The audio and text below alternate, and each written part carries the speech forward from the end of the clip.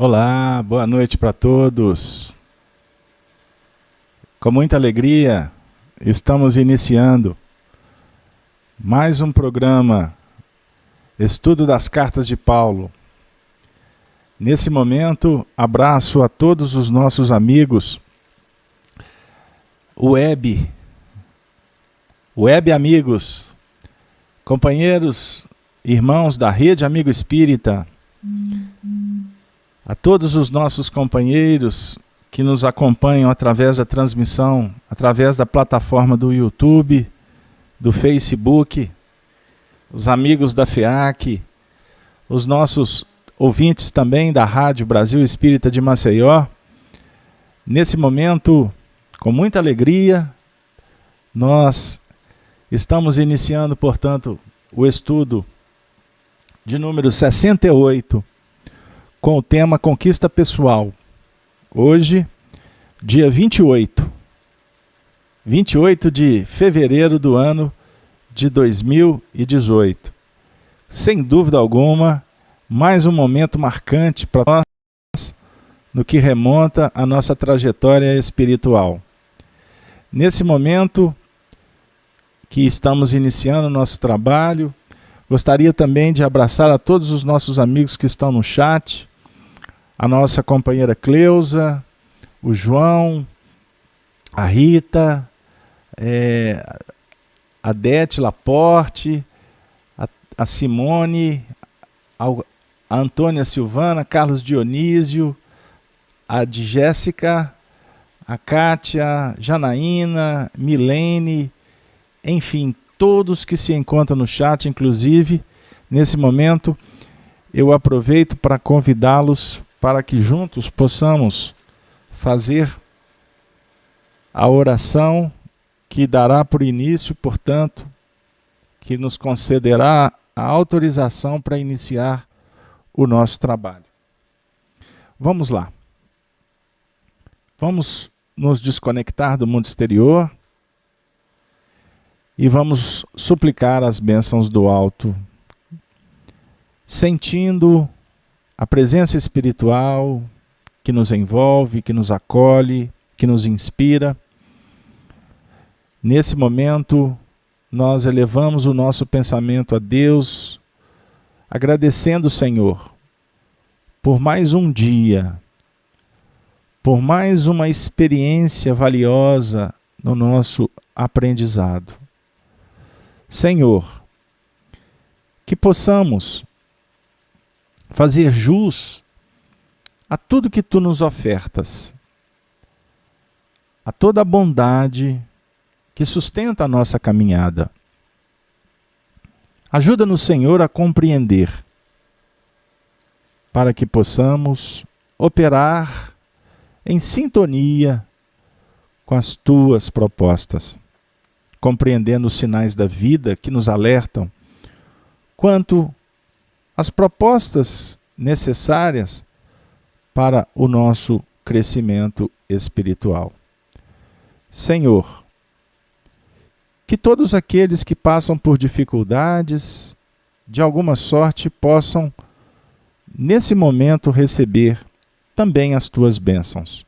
Familiares, amigos, aqueles companheiros que trabalham conosco, no ambiente profissional, nas nossas atividades, na casa espírita, os nossos companheiros de sociedade, enfim, que todos possam ser abençoados neste momento.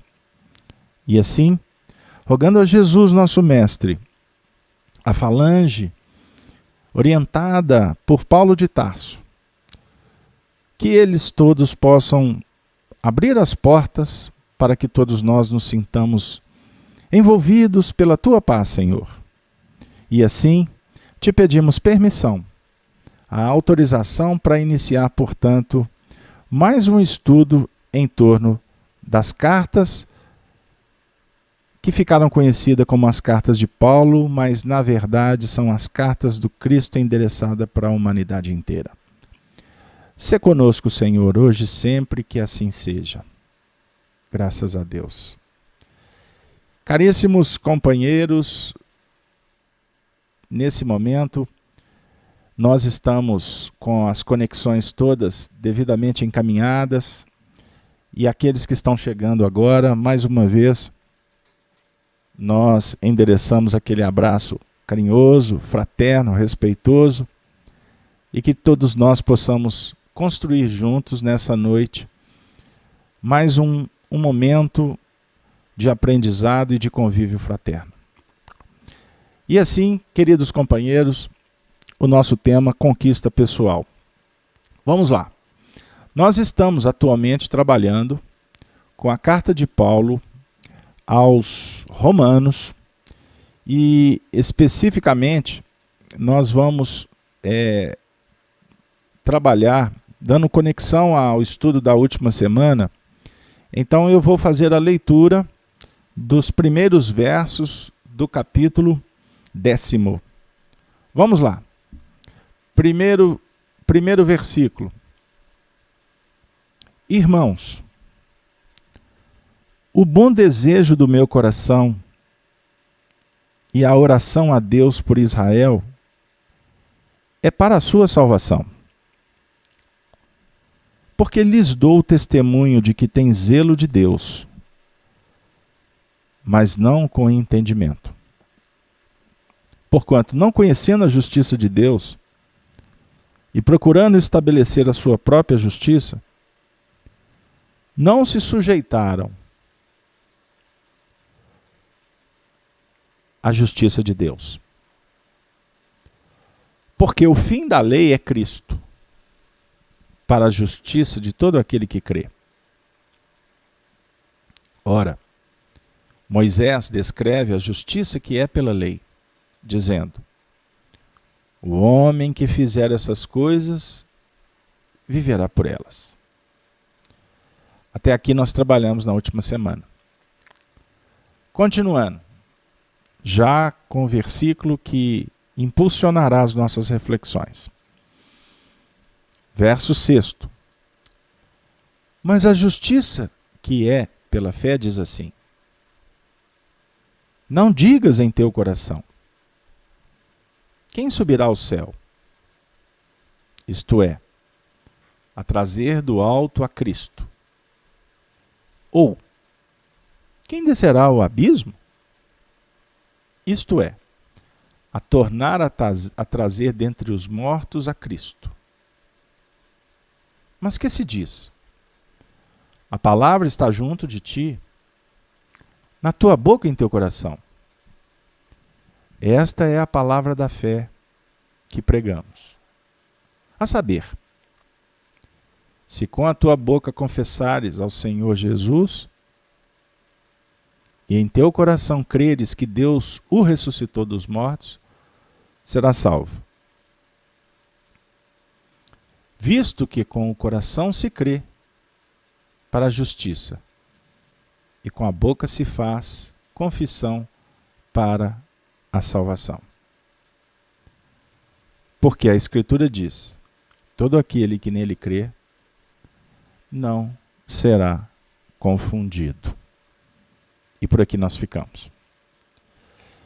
Então, nós vamos pedir a vênia a vocês para que nós possamos trabalhar hoje verso por verso. Obviamente que nós não temos a pretensão de fazer miudinho, detalhamentos, porque um verso só já é suficiente para muito tempo de debate. Então vamos partir do próprio verso 6. Mas a justiça que é pela fé diz assim: não digas em teu coração: quem subirá ao céu? Isto é, a trazer do alto a Cristo. Ou, quem descerá ao abismo? Isto é, a tornar trazer os mortos a Cristo. Nós observamos que o texto ele é um tanto quanto enigmático. Mas à luz da doutrina espírita, incentivados pelo nosso codificador Allan Kardec, como, por exemplo, logo nos Fundamentos da Doutrina Espírita, que é o primeiro capítulo do livro A Gênese, nós vamos encontrar Kardec nos mostrando a beleza que é a Bíblia. No segundo capítulo, ele faz uma associação entre a Bíblia e a ciência, ou as Escrituras e a ciência, e ele vem desenvolvendo um raciocínio extraordinário a definir para nós que nós temos hoje uma chave extraordinária que é o Espiritismo. E o Espiritismo é o que nos faltava para entender o que veio do alto por revelação e está esculpida nas pedras consideradas basilares da evolução planetária, ou do psiquismo, como queira. Não no sentido de uma definição de uma evolução sociológica apenas, mas, acima de tudo, uma trajetória do espírito ao nível do entendimento, do despertamento e da sua conjugação com as forças superiores para atingir a plenitude espiritual. Nós vamos encontrar no simbolismo das Escrituras. Paulo de Tarso vem trabalhar para nós, nesse capítulo, especificamente a questão da rejeição dos judeus à justiça de Deus. Só rejeita, na verdade, quem não conhece ou define que o que está proposto não lhe interessa. Obviamente, como é uma revelação espiritual, a falta de interesse ou de compreensão não tem autoridade para invalidar uma proposta que vem dos céus. Então, Paulo, que tinha um foco de trabalho, que é traduzido como a evangelização dos gentios, a conversão dos gentios para o princípio norteador da vida, configurado nas expressões da unidade divina, Deus e os seus mandamentos, que estão sintetizados de uma forma brilhante pela expressão de Jesus quando define a importância do amar a Deus sobre todas as coisas e ao próximo como a si mesmo, tal a lei e os profetas. Então nós podemos, nessa decodificação, compreender a lei que afirma ou que concebe a expressão da luz. E disse Deus, haja luz. Ali nós temos o princípio da unidade, a síntese da evolução. Porque lei, na verdade, é uma descoberta de cada um de nós diante desse projeto evolutivo. Descobrir a lei, que está gravada, na verdade, na nossa intimidade. O que temos lá fora, conceituações, doutrinas, na verdade, são reflexos de um inconsciente coletivo, se eu posso assim dizer, numa linguagem da psicanálise. Na verdade, nós estamos laborando para descobrir e nos adaptar, nos ajustar, cumprindo o que está em símbolos, o que é enigmático. Então nós podemos dizer aqui, com muita tranquilidade, que o grande problema da nossa evolução está no processo, ou na palavra chamada ignorância. Porque quando eu ignoro, o que eu faço se torna a própria lei. Então Paulo aqui conclama aqueles que estão em processo de despertamento para uma unidade divina, e se antes havia uma separação entre judeus e gentios, ou seja, as outras gentes pagãs, que eram politeístas, ou que eram céticas, nós podemos, nesses tempos que caracterizam a transição para um mundo melhor, que a Terra, por exemplo, vive com tanta intensidade, podemos aqui agora classificar, de uma forma apenas didática, que nós temos os judeus no seu sentido, dos espíritos que estão num processo de uma busca da unidade divina, que é o amor. Como nos conceitua Paulo de Tarso, na questão 1009 de O Livro dos Espíritos, que Allan Kardec desenvolve mais ainda, no capítulo 18 do livro A Gênese, ou mesmo na própria introdução do livro A Gênese, ou melhor, no primeiro capítulo, quando ele vem falar para nós sobre esta constância importante da evolução e que visa gravitar em torno das propostas da justiça, do amor e da ciência, são as expressões que precisamos de descobrir e qualificar a cada momento da nossa vida. Porque não operando com justiça, com amor e consciência, nós estaremos criando um problema. Ruptura, desarmonia, desequilíbrio, doença, queda, para depois movimentarmos no chamado soerguimento.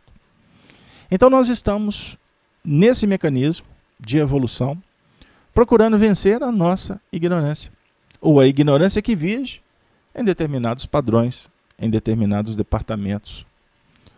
Isso é extraordinário. Que nós podemos aqui definir filosoficamente como um constante vir a ser pela busca do conhecimento das questões que envolvem a nossa vida.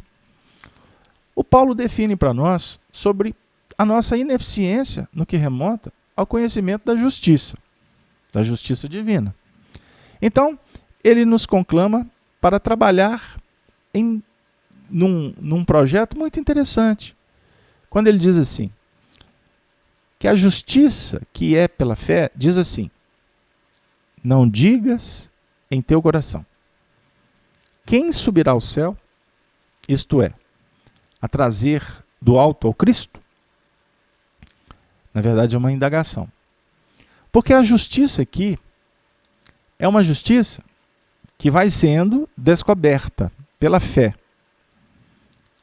E a fé, ela, buscando na raiz do fides, ela nos conclama para refletirmos sobre fidelidade.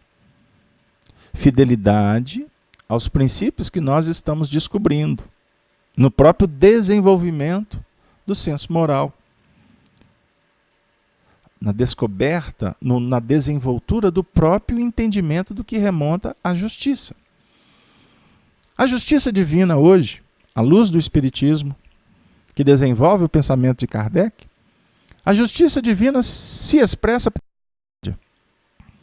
a conceder a todos nós, de acordo com as nossas condições, com as nossas opções.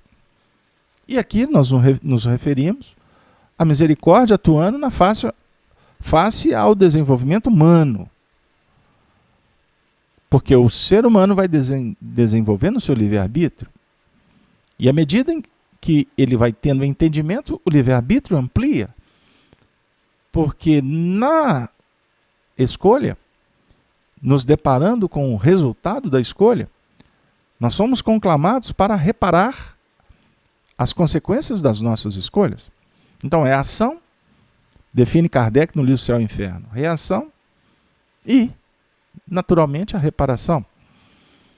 E à medida em que vamos agindo, reagindo e reajustando, e tudo isso se faz em nível filosófico, de entendimento da vida, como tem em campo operacional. Não é só no aspecto discursivo. Você concebe o que é bom, o que é bem fazer, fazendo. Então você lê um livro, o livro vai te convidar para um voo de pensamentos, vivendo emoções, e depois, naturalmente, aquela experiência, ela que reflete o que você traz dentro de você, ela também estará te propondo uma dinâmica operacional da experiência que você viveu em nível íntimo. É muito importante a gente pensar sobre isso, quando os Espíritos nos conclamam para fazer o bem. Seja através do livro, de um conselho, ou do próprio exemplo. Porque fazer o bem faz bem. E fazendo bem, nós vamos como que descobrindo tanto que faz bem. E isso vai nos motivando para continuar a fazer o bem. A definir que nós somos convidados a pensar, a analisar, mas ao mesmo tempo conjugar esse pensamento na prática, porque senão estiola, acaba, se perde. Tanto que o Paulo, quando fala do aprendizado, é extraordinário quando ele define que a ciência incha e o que edifica é o amor. Ou seja, não adianta discursarmos, não adianta filosofarmos. Nós temos que colocar em prática. E à medida que vamos colocando em prática, que nós vamos, no laboratório da vida, verificando o que é bom. O que encarcera, o que causa medo, desconforto, e o que faz bem, o que traz segurança, o que define para nós euforia, motivação. Então, é extraordinário estudar o Evangelho a definir esse plano operacional da justiça que vai nos dando a fidelização a um projeto de renovação. Ou seja, quanto mais o discípulo se aproxima do mestre e convive com o mestre, vendo o que o mestre propõe e o tanto que é valorosa essa proposta, o discípulo naturalmente irá se motivar a fazer o mesmo. Aí ele vai ter algumas experiências, vai acertar, vai errar, porque ele precisa do laboratório, ele precisa de educar a mão, ele precisa de educar sentimento, ele precisa de educar a mente, e isso se dá na oficina, no dia a dia. É um laboratório da vida, portanto. Por isso é que, até aproveitando essa ideia, o Emmanuel costuma repetir esse pensamento, que para Jesus a proposta do templo e da oficina é constante. O templo no sentido de procurarmos, através da inspiração, da intuição, da oração, da reflexão, a força, a coragem, o impulso para operar na oficina. Agora, quando você está na oficina, você não pode desconectar das expressões reveladoras da misericórdia do Senhor que nos envolve o tempo todo. Ou seja, você vai para a oficina conectado com o templo. Mas quando você está no templo, você busca inspiração para voltar para a oficina. É o constante subir e descer. Por isso é que Jesus diz assim, o Filho do Homem será levantado. Mas é aquele que vai subir, é o mesmo que desceu. Olha que extraordinário. Aí o texto já começa a ficar para nós inteligível. Quando Paulo diz assim, a justiça que é pela fé, diz assim, não digas em teu coração, quem subirá ao céu? Isto é, a trazer do alto a Cristo. Aí ele continua dizendo, ou perguntar, né? Quem descerá ao abismo? Isto é, trazer dentre os mortos a Cristo. O convite é, não digas em teu coração. Não digas, não questione. O que o Paulo está definindo aqui para nós? Mas que diz? Mas o que diz? A palavra está junto de ti, na tua boca e no teu coração. Esta é a palavra da fé que pregamos.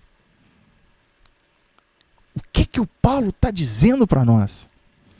Não fique afirmando quem faz, quem subiu, quem desceu. Eu vou fazer uma conexão com o final do estudo da semana passada, se vocês me permitem. Último versículo que nós lemos. O homem que fizer essas coisas viverá por elas. Vou ler o texto todo. O verso 5. Moisés descreve a justiça que é pela lei, dizendo, o homem que fizer essas coisas viverá por elas. E aqui, eu volto ainda a convidá-los para refletir, até a própria imagem aqui, ela é muito sugestiva. A fé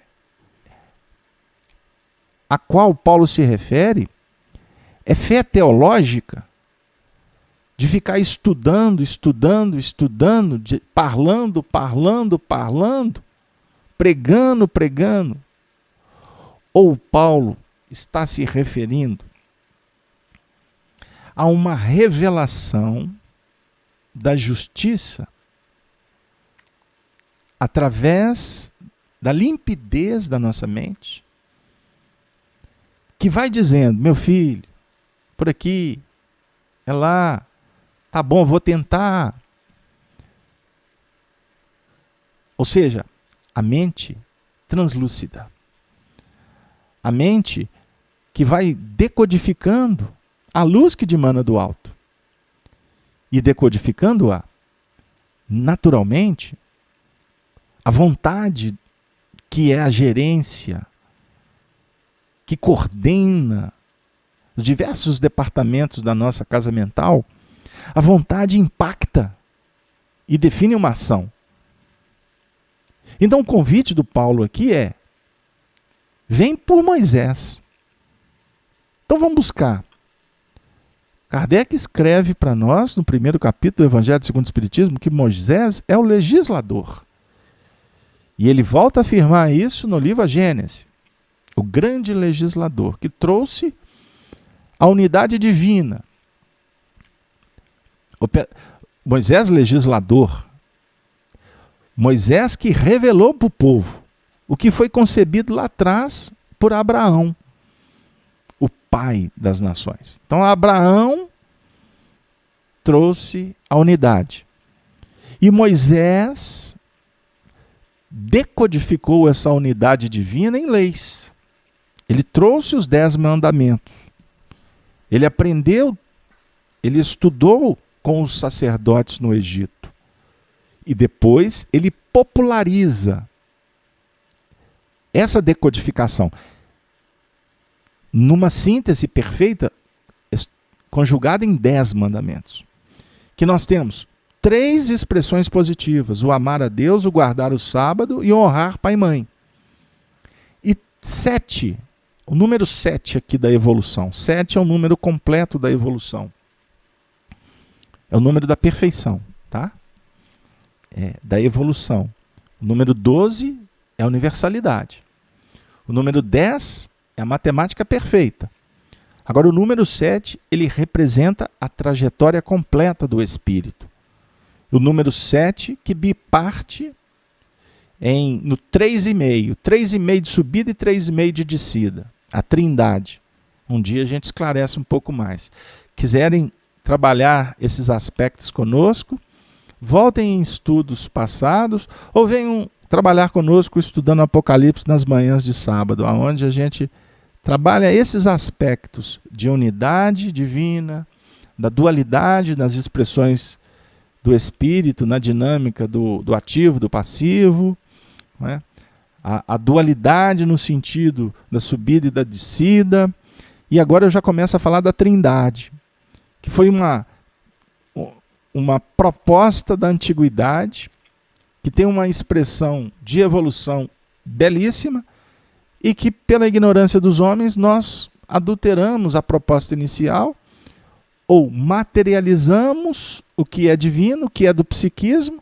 Inclusive, por exemplo, em Constantinopla, em 381, nós oficializamos a trindade do Pai, do Filho e do Espírito Santo. E aí vai uma discussão muito ampla.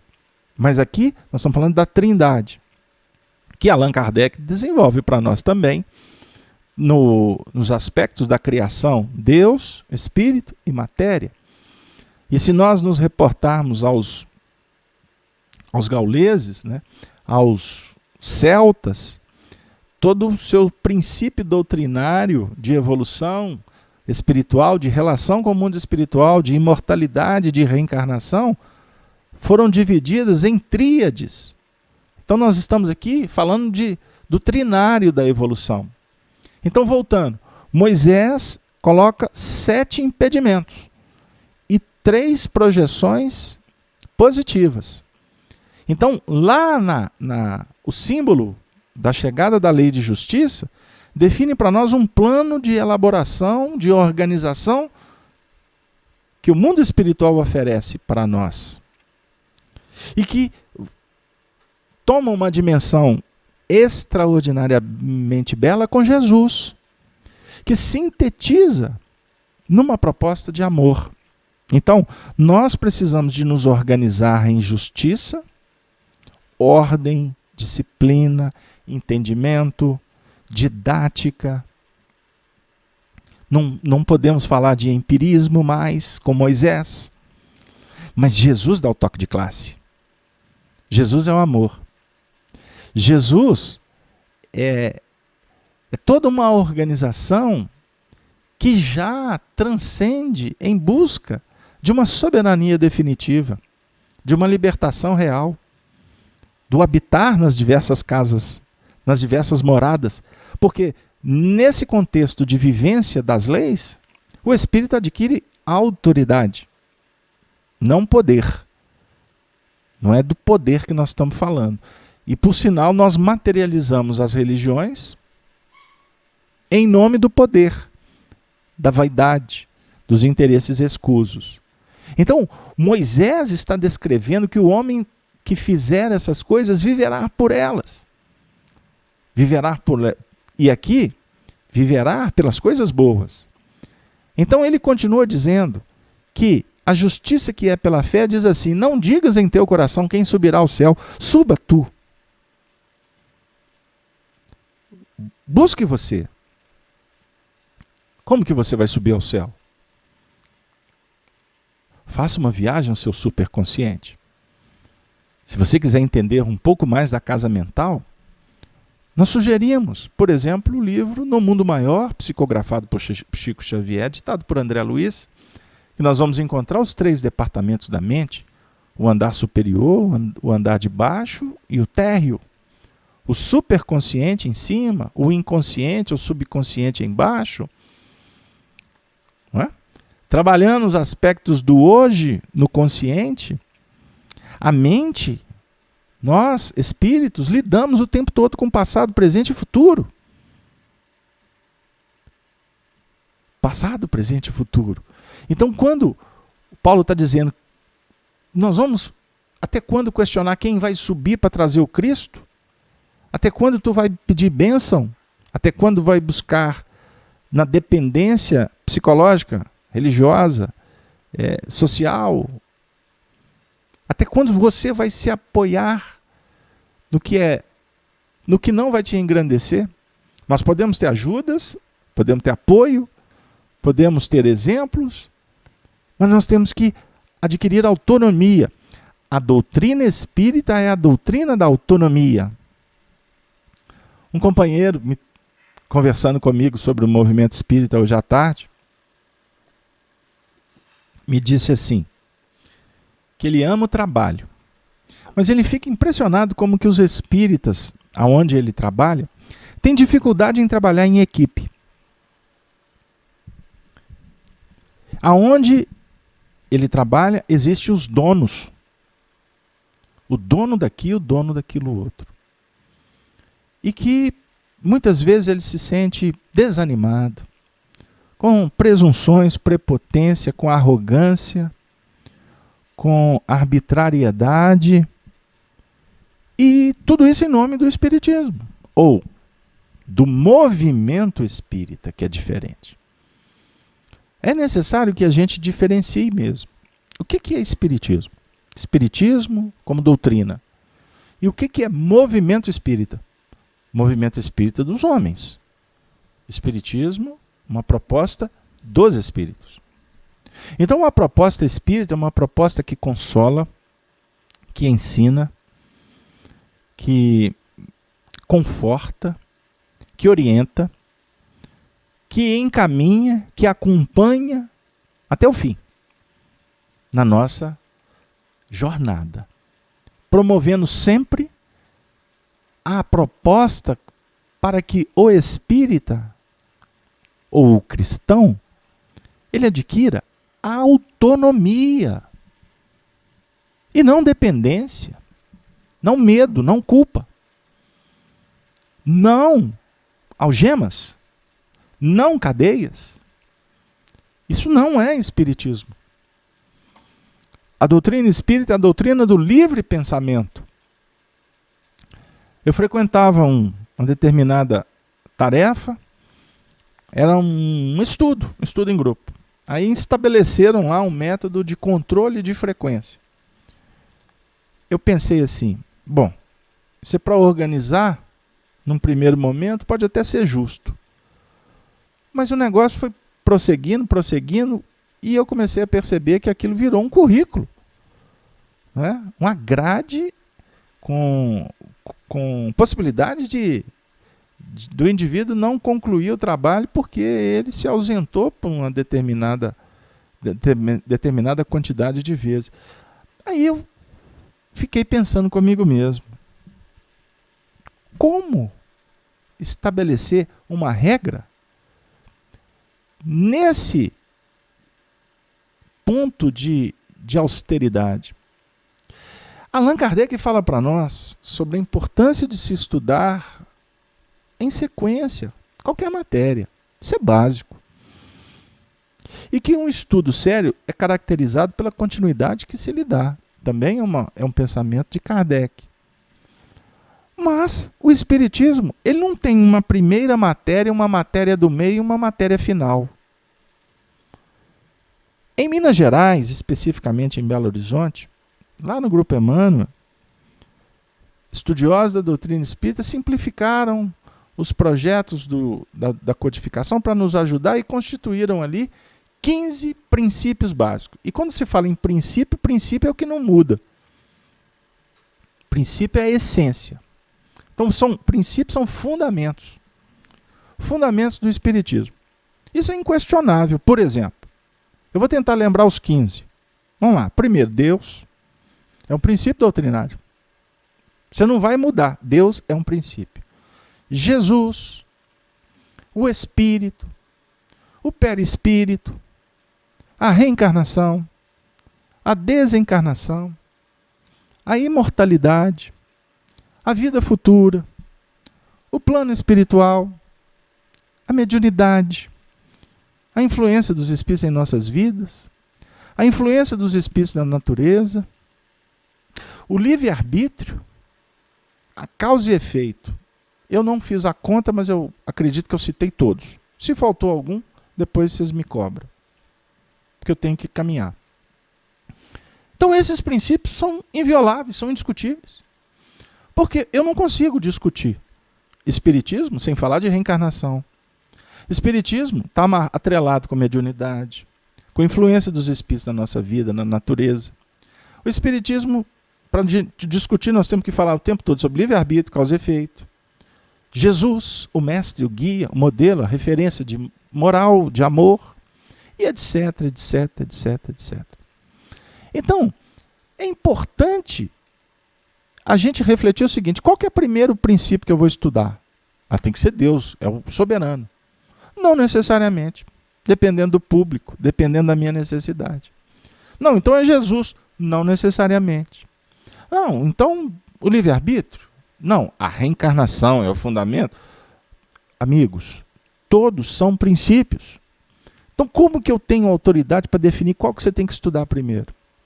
Então, nós temos que trabalhar com a circunstância.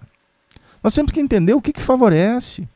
E nós temos que, efetivamente, emoldurar um painel com uma moldura que seja agradável, que possa nos convidar, não é, para um procedimento de uma relação com essa justiça da melhor maneira possível. Não pode ser a ferro e fogo. Então esses comportamentos são de teólogos, ou são de militares, ou são de educadores do século primitivo. Isso não tem a ver com o Espiritismo. O Espiritismo propõe um debate. O Espiritismo propõe para todos nós compreender o mecanismo para que nós possamos entender o nível de responsabilidade que está nas nossas mãos. Responsabilidades que envolvem a nossa evolução e não a evolução do outro. Embora conjugado com o outro, trabalhando com o outro, servindo o outro, com certeza eu irei ganhar, aprender, me fortalecer de várias maneiras. Mas, enfim, a doutrina espírita é uma proposta filosófica de vida. E por isso ela se torna uma proposta de religiosidade. Porque o espiritismo não é apenas uma religião. E muito menos mais uma religião. Não pode ser.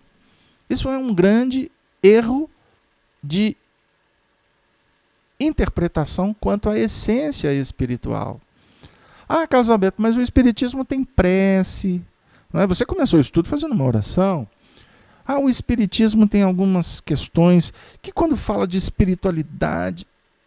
Amigo, o espiritismo oferece para nós uma matéria a ser estudada, que é a matéria chamada o espírito e sua evolução. E no processo de evolução nós nos intercambiamos. E nós nos intercambiamos através do pensamento, do sentimento. Nós temos sensibilidade, nós temos mediunidade. Você pode estar agora registrando a presença dos espíritos. Você pode se comunicar com os espíritos. A Marinalva está dizendo, por não entenderem esses princípios, que algumas pessoas se afastam das casas espíritas. Também, Marinalva, também. Por falta de conhecimento. Como, por falta de conhecimento, nós, espíritas, complicamos o processo.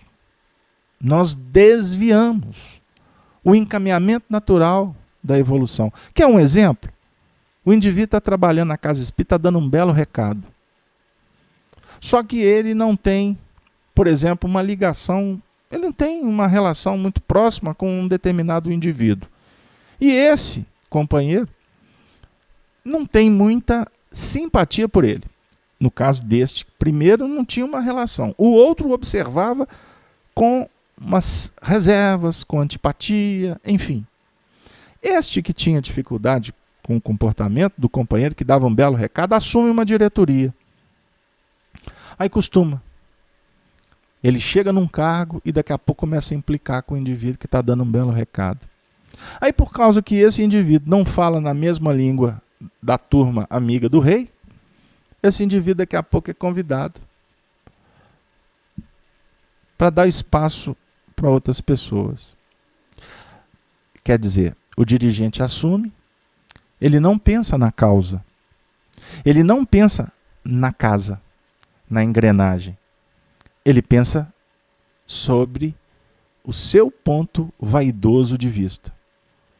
E, muitas vezes, favorece para que haja um desperdício, uma dificuldade, um problema sério no encaminhamento da casa espírita. Daqui a pouco o indivíduo sai, o outro sai, tudo porque o que assumiu o cargo não conhece, não entende de doutrina espírita. E quando eu falo isso, eu estou dizendo no sentido filosófico da sua proposta. A proposta espírita que despersonaliza. A proposta espírita que cria um sistema que favorece, que não impede. Então, a gente vê que tanto aqueles que dirigem, quanto aqueles neófitos, nós enfrentamos muitos problemas dentro do movimento espírita exatamente por desconhecer os princípios doutrinários. Então, queridos amigos, o Paulo está dizendo para nós sobre o projeto de nós subirmos e nós descermos. Aí no verso 8 ele diz assim, vamos caminhar que o tempo está indo embora. Mas que diz, a palavra está junto de ti, na tua boca e no teu coração. Esta é a palavra da fé que pregamos. Esta palavra da fé que pregamos, no dizer de Paulo, é que é a palavra, é o verbo em ação. E ele está dizendo que é um verbo na boca e é o verbo no coração.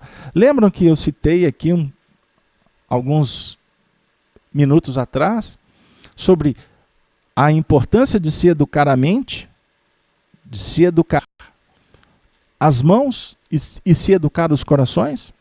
Isso é um princípio desenvolvido por Pestalozzi, que Allan Kardec levou adiante no projeto. Então, quando associamos mente, mãos e coração, nós estaremos, na verdade, na mesma sintonia desse versículo que o Paulo está trazendo para nós.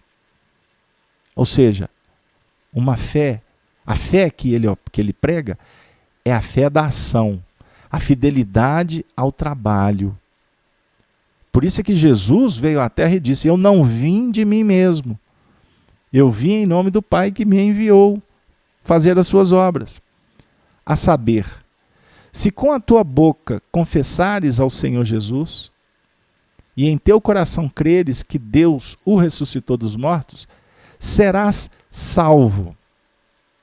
Papagaio, como dizia Arnaldo Rocha.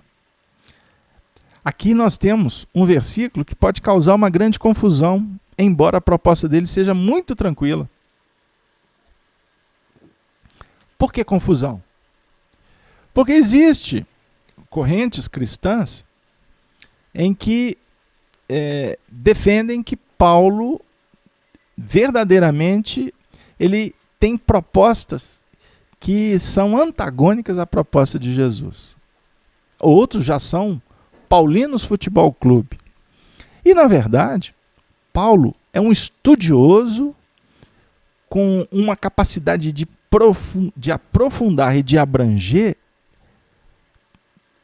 incomum. O Paulo está falando para nós: se com a tua boca confessares, nós acabamos de falar que o verbo se faz carne, quando a filosofia entra num plano de operação, realização. Você confessa, não chegando para alguém falando: eu sou. O eu sou, na verdade, é o reconhecimento do que já está estabelecido. Você não precisa de confirmar com a boca. Quem fala que é vaidoso. Nós estamos caminhando para a plenitude, mas ainda somos espíritos oscilantes. Nós vamos do céu ao inferno com uma facilidade incrível. Nós somos incoerentes. É característica do ser humano. Aonde há um ser humano, encontraremos contradições. Não é verdade? Então nós temos que lutar não para falar, mas para afirmar através da ação. Então, voltando ao texto, Paulo diz: se com a tua boca confessares ao Senhor Jesus, e é ao Senhor Jesus, porque você pode confessar a César, ao poderio humano, à ilusão, você pode confessar. Aqui a ideia é abrir o coração para Jesus. E você abre o coração para Jesus atendendo o próximo. Você abre o coração para Jesus servindo a Jesus. Não como um religioso tradicional, mas como um espírito que está adquirindo consciência da importância da vida. Sintonizar com Jesus é sintonizar na dinâmica do amor. Operando o amor, adquire-se virtude como paciência, compreensão,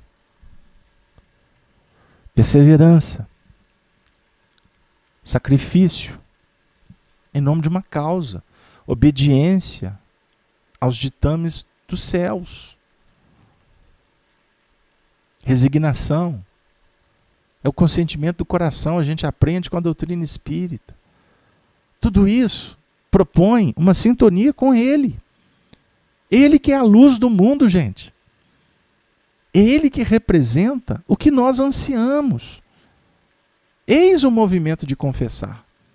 Não é ir para a praça pública, não é ir diante de uma assembleia e falar que você converteu.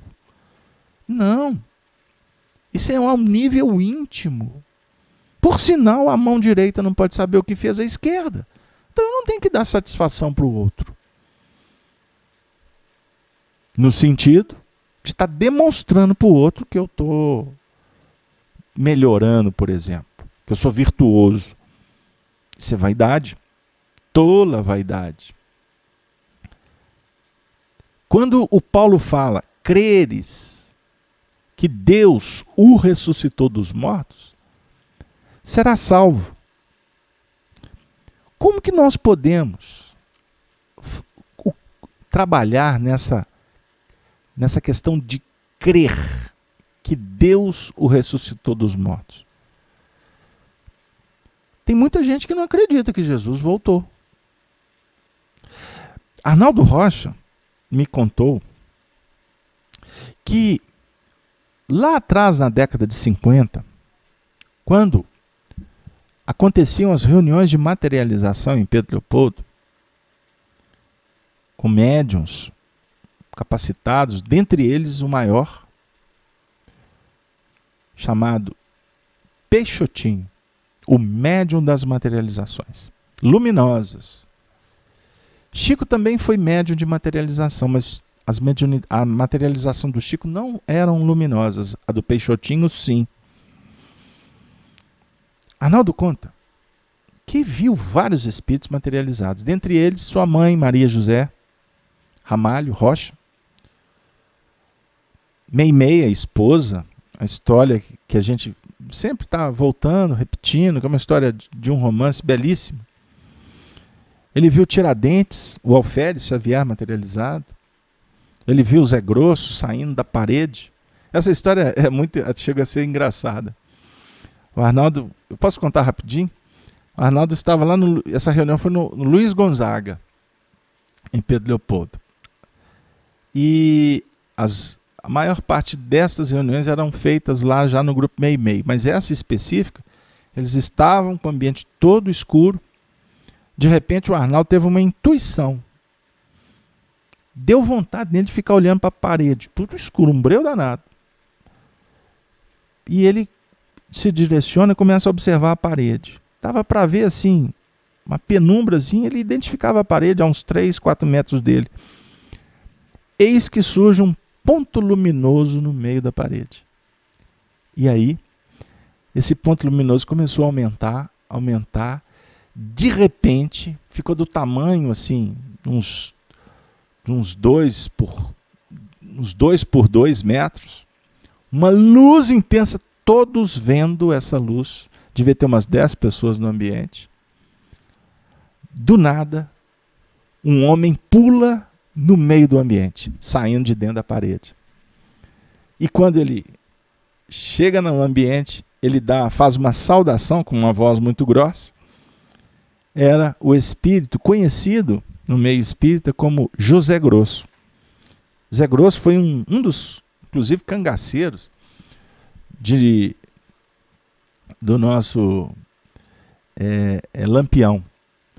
A história de Lampião. É uma história belíssima. Ele não vibrava muito com as faixas do bando e acabou sendo morto, enfim. E ele, no mundo espiritual, vai tendo oportunidades e vai se redirecionando e lá na década de 50 vai aparecer lá no grupo para ser atendido e depois começa a trabalhar na equipe coordenada por Emmanuel. Então o Zé Grosso, quando materializado no ambiente, o Arnaldo Rocha pergunta: Ué, Zé Grosso, como é que foi isso? Aí o Zé Grosso responde: Arnaldo, como é que foi eu não sei. Eu sei que o Emmanuel mandou e eu passei pela parede, estou aqui.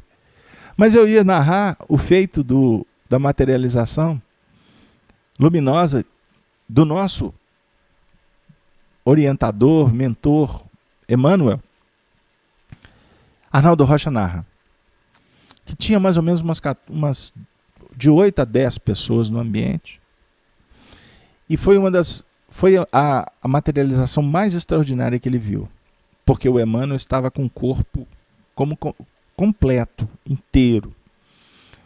1,90 m, iluminou o ambiente inteiro, todos ficaram estarrecidos e emocionados com um fenômeno maravilhoso da materialização do Emmanuel com aquela apresentação de senador romano. Inclusive o Emmanuel, depois dessa materialização, proíbe aquelas reuniões. Porque ele fala que a tarefa do médium é materializar o livro. E ali estava sendo apenas um jardim de infância. A definir que o mais importante não é o fenômeno em si, o fenômeno mediúnico, mas o mais importante é o fenômeno da vida, do amor. E Arnaldo conclui me contando que muitos, vou ajustar, que alguns que estavam presentes, que viram a materialização, tiveram a capacidade de chegar do lado de fora e falar para Arnaldo, será que foi verdade? E continuaram na vida sem qualquer comprometimento com a causa da sua transformação moral. Por isso, amigos, a dinâmica do aprendizado, ela é muito ampla. O crer aqui é o desenvolvimento da convicção. A convicção que te traz esperança, que te traz segurança para enfrentar os óbices do caminho. Eu me recordava com os amigos na segunda-feira, em nossa atividade mediúnica, de uma companheira muito querida, que eu aprendi muito com ela aqui nessa encarnação, uma médium de excepcional condição, uma moral inquestionável, uma pessoa amorosa, enfim. E essa pessoa, essa companheira, que eu endereço aqui as minhas gratidões, meus sentimentos, e desejo a ela muita paz no mundo espiritual, que ela possa trabalhar com Jesus como trabalhou a vida inteira. Eu me recordo, ela tinha, talvez desencarnou com mais de 80 anos de idade, e já numa idade avançada, o marido dela faleceu. E eu me recordo dela me dizendo no cemitério, Carlos Alberto, hoje, diante da despedida do meu marido, eu estou tendo a oportunidade de realmente testar, colocar em prova a minha convicção, se realmente eu sou espírita. Porque eu fui espírita para os outros. Eu dei minha vida para servir, para trabalhar pela família, cuidar dos filhos, trabalhar no seu sentido de atender os sofredores. Ela era uma médium de efeito físico, dependendo da classificação. Antigamente poderíamos falar de uma médium de cura, mas na verdade o trabalho dela é muito focado para a área do passe magnético. E ela atendeu um número incontável de pessoas. Até, diga-se de passagem, uma outra história que eu me recordo agora, quando ela começou lá ela era adolescente, jovem, ela tinha dúvidas quanto à mediunidade dela. E nesse período ela fez uma viagem e teve uma intuição que ela tinha que ter um momento com o Chico Xavier, para colocar realmente a sua condição, se era verdade, se não era coisa da cabeça dela, enfim. E nesse contexto que ela encontrou o Chico, atendendo aquele número enorme de pessoas, ela ficou tão sensibilizada, ela era uma alma tão bondosa, que ela se sentiu indigna de se aproximar do Chico, para tomar o tempo do Chico, para pensar, para tratar de um assunto pessoal diante de tanto sofrimento. E ela fez uma prece, agradeceu a oportunidade de estar ali, e mentalmente ela falou, Chico, agora eu não me sinto na condição de te pedir qualquer coisa. Eu gostaria muito que Jesus te abençoasse para você continuar a fazer o que você faz, e de onde eu estiver, eu estarei vibrando por você. Ela retorna para Belo Horizonte.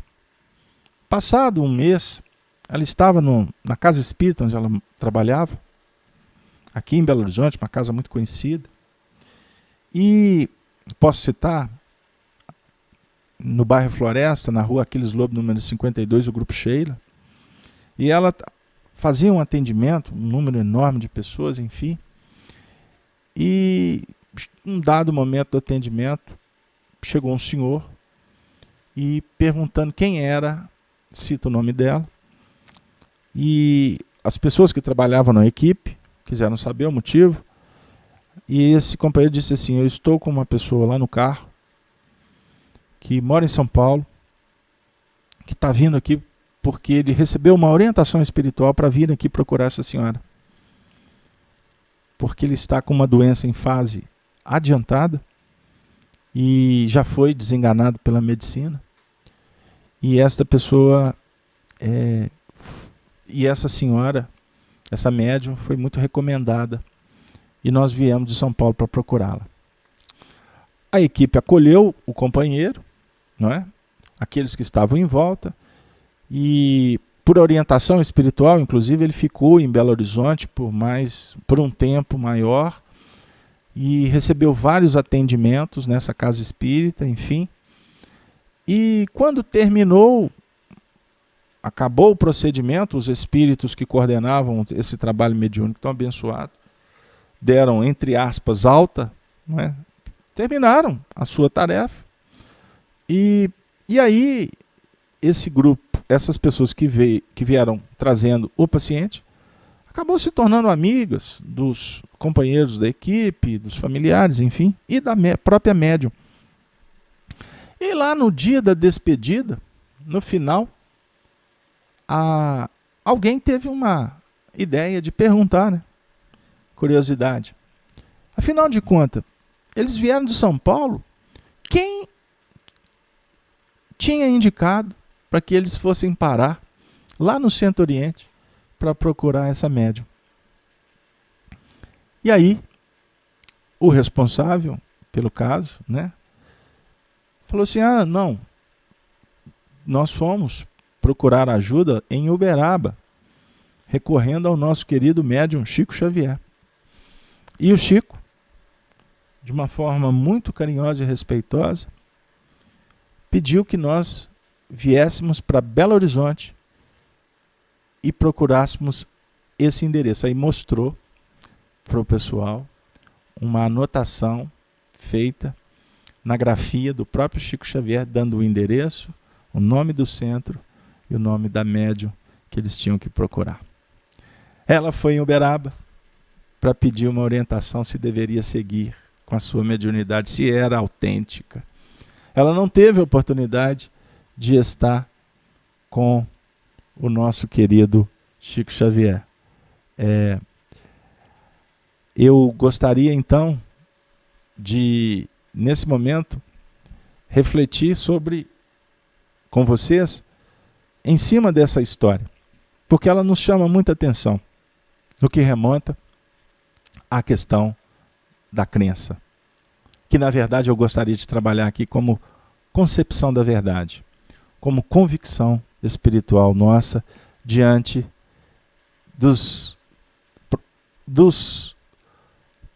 espíritos que vêm nos revelar, vêm nos trazer o que efetivamente significa os nossos caminhos que devem ser percorridos em busca das conquistas pessoais e espirituais.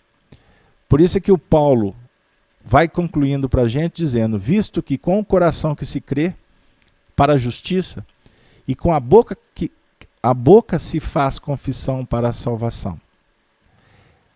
E aí nós entendemos ainda que o versículo 11 conclui para nós um pouco destas reflexões. Porque a Escritura diz: todo aquele que nele crer não será confundido. Todo aquele que nele crer, em Deus, no amor, na espiritualidade, não será confundido.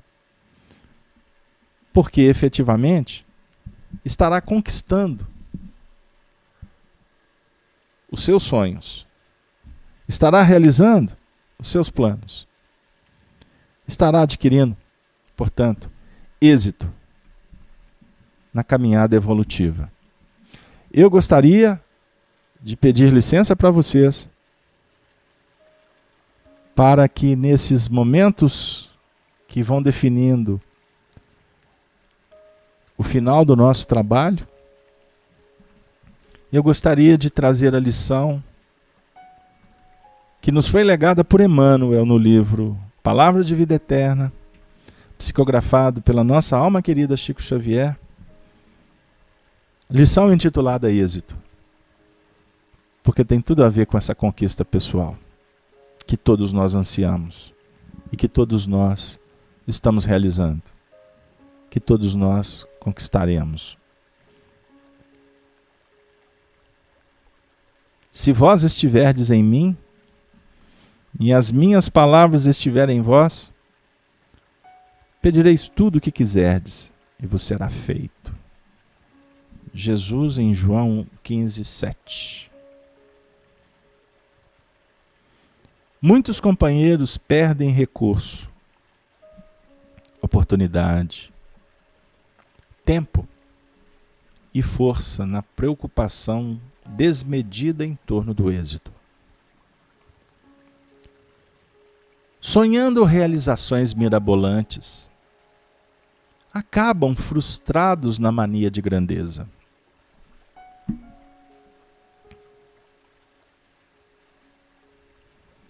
Dizem-se interessados na lavoura do bem, mas para cultivá-la, esperam a execução de negócios imaginários, aquisição de poder, a posse de ouro fácil ou a chegada de prêmios fortuitos. E complicando a própria estrada, observam-se de chofre em presença da morte, quando menos contavam com semelhante visita. Entretanto, o conquistador do maior êxito de todos os tempos não se ausentou do mundo como quem triunfara. Não recebeu heranças amoedadas. Não governou princípios políticos. Não escreveu livros. Não se enfileirou entre os maiorais de sua época. Aprisionado como vulgar malfeitor, foi sentenciado à morte e passou como sendo vítima de pavoroso fracasso. Contudo, as sementes de amor puro que colocou na alma do povo transformaram o mundo. Meu amigo, minha irmã, repara Jesus e perceberás que o nosso problema não é de ganhar para fazer, mas de fazer para ganhar. A colheita não precede a sementeira, tanto quanto o teto não se antepõe à base. Sirvamos ao bem, simplificando o caminho, de vez que a vitória real é a vitória de todos, convictos de que não precisamos gastar as possibilidades da existência em expectativa e tensão. Porquanto, se estivermos em Cristo, tudo quanto de que necessitamos será feito em nosso favor, no momento oportuno.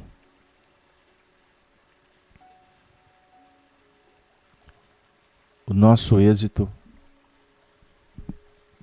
depende exclusivamente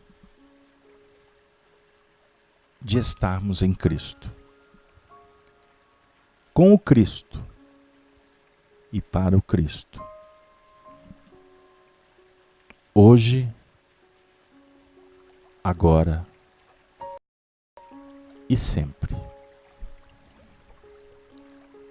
Que Deus nos inspire e nos conceda sempre a paz.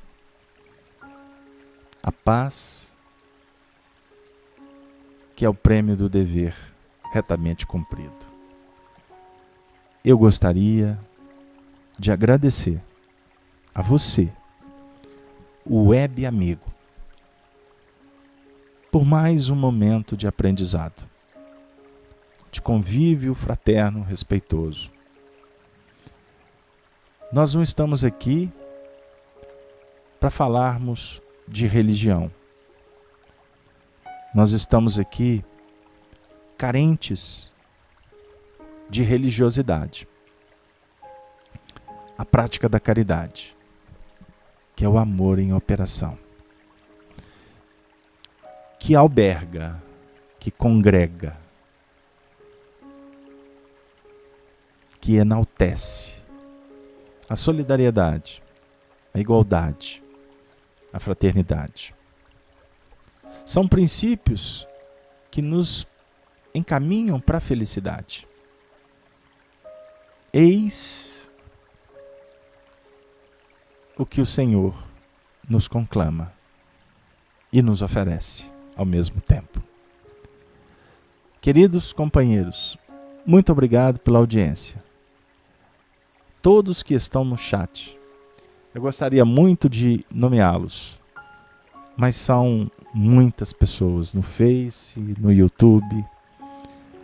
Eu gostaria muito de agradecer o apoio, que vocês possam nos ajudar, dando um like, compartilhando esses vídeos, auxiliando para que esse portal do bem, que é a Rede Amigo Espírita, continue com isenção, continue contribuindo de uma forma tão expressiva e qualificada para a difusão da doutrina espírita, codificada, abençoada e ofertada por Allan Kardec. Nesses tempos de transição, nós precisamos da diversidade, nós precisamos da qualidade, nós precisamos da universalidade.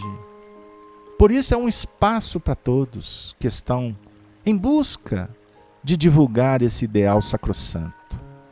Venha e participe cada vez mais dessa rede do bem. Você não tem que pagar nada. Aqui não tem custo. Aqui não há interesses políticos. Aqui é um espaço que proporciona, queridos amigos, um momento especial na sua vida, no seu dia. Aqui poderíamos representar na imagem do nascimento de Jesus, na manjedoura, um espaço em que a família espiritual, simbolizada em José e Maria, recebe ao menino Jesus, a toda a proposta de renovação que cada um de nós trazemos no seio da nossa própria intimidade.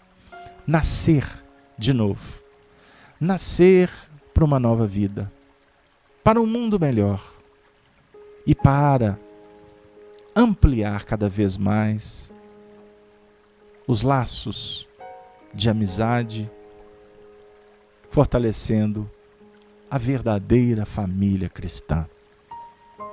Que Jesus e os teus emissários possam abençoar a estes milhares de membros desta casa abençoada.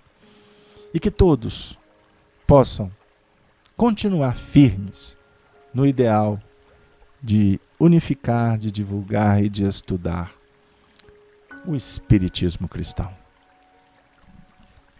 E assim, com a alma jubilosa, com emoção nos olhos e no coração, eu agradeço a equipe de Paulo de Tarso, a falange de Emmanuel, aos trabalhadores que favoreceram para que juntos nós pudéssemos estudar mais um pouco as cartas de Paulo, à luz dessa doutrina abençoada que é o Espiritismo. E me despeço com a saudação dos cristãos dos primeiros tempos, dizendo: Ave, ave, ave Cristo. Uma boa noite para todos. Ósculo e o amplexo dos amigos das Minas Gerais. Até a próxima transmissão. Até o próximo estudo. Valeu. Que assim seja.